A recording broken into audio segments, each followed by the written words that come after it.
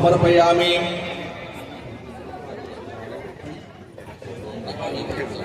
श्रीचते लक्ष्मी च मध्यामहोरात्रे पार्श्वे नक्षत्राभूषणो व्यातम् ईशान्यकाना मुंबईकाना सर्वलोकमैकाना।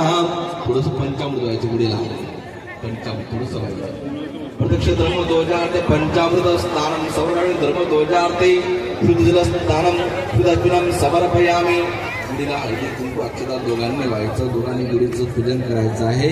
समुद्र मदराजाता जगदानंदकारिका हरिपूजा मांगल्या त्या स्वस्तिप्रवंतुनाः सर्वकाल क्षेत्रामध्ये येश विजय लाभार्थे प्रत्यक्ष धर्मध्वज स्थापनं समर्पयामि। धर्मध्वजार्थ नमस्कारार्थ नमस्कारं करोमि। ओम प्राणाय स्वाहा अपनाय स्वाहा व्यानाय स्वाहा उदराय स्वाहा समनाय स्वाहा। पूर्ण ब्रह्मणमान नैवेद्यार्थे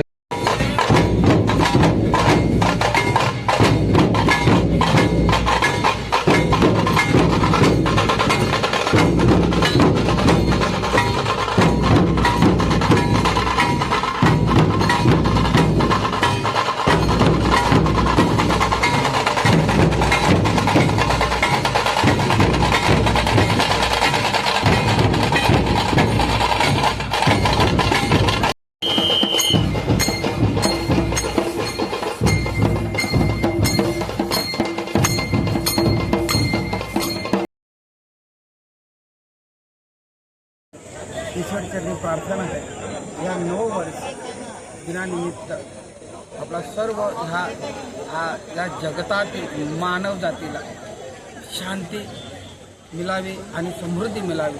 आणि ह्या जगामध्ये विविध ठिकाणी युद्ध चालू आहे, मानवांची हानी होत आहे, वित्त हानी होत आहे, मालमत्ता हानी होत आहे। आणि ही जी विध्वंसक जी काही दुष्ट प्रवृत्ती किंवा एक चढाओढ, मग व्यापारी चढाओढ असेल किंवा वैचारिक चढाओढ असेल, ज्यातून ज्या अनिष्ट गोष्टी घडत आहेत जगामध्ये, आणि ह्या युद्धाची झळ पूर्ण जगातील मानव जातीवर, या वातावरणावर, या पर्यावरणावर आणि या सृष्टीवर होत आहे, ही थांबावी।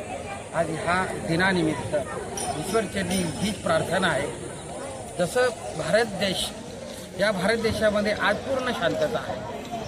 देशाचे प्रधानमंत्री नरेंद्र मोदीजी, महाराष्ट्राचे मुख्यमंत्री माननीय देवेंद्र भाऊ, त्याचप्रमाणे महाराष्ट्राचे मुख्यमंत्री देवेंद्र फडणवीसजी आणि गृहमंत्री या नवी मुंबईचे शिल्पकार, पालक आणि कुटुंब प्रमुख माननीय श्री गणेशजी नाईक साहेब, आज ह्या ठिकाणी यांच्या सर्वांच्या नेतृत्वात देशामध्ये अति शांतता, नीरव शांतता आहे।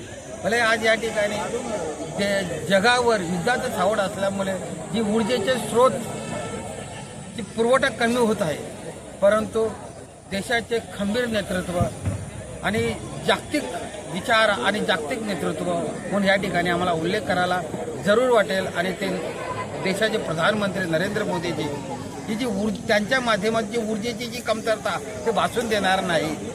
आणि ह्या ठिकाणी आम्हाला ह्या ठिकाणी जी काही शांतता, देशाच्या भारत देशाच्या चारही बाजूला असमाधान आहे, समाधान नाही। त्या ठिकाणची नागरिक त्रस्त आहे, मग त्या ऊर्जेच्या माध्यमातून त्रस्त असू द्या किंवा इतर माध्यमातून त्रस्त असू द्या, पण भारतामध्ये स्थिरता आहे, शांतता आहे। मग राजकीय असेल, सामाजिक असेल, प्रागतिक असेल आणि ती आध्यात्मिक सुद्धा असेल, या सर्व स्थिरता आहे।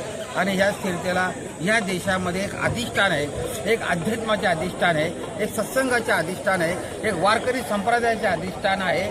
आणि ह्या ईश्वराची भक्ती आहे, ईश्वराची शक्ती आहे। आणि हा जो दिवस आज आम्ही साजरा करतो, यामध्ये सद्भावना आहेत, श्रद्धा आहेत, अपेक्षा आहेत। म्हणून या सर्व तुम्ही आमची भक्ती आहे की ह्या देशामध्ये ह्या देशामधले जो काही नागरिक आहेत, सद्भावनेने या देशाला शांतता ठेवण्यासाठी, समृद्धीकडे नेण्यासाठी आणि जगाला शांतता देण्यासाठी, जगाला समृद्धी देण्यासाठी ह्या आम्ही सर्वजण ईश्वरचरणी प्रार्थना करतोय।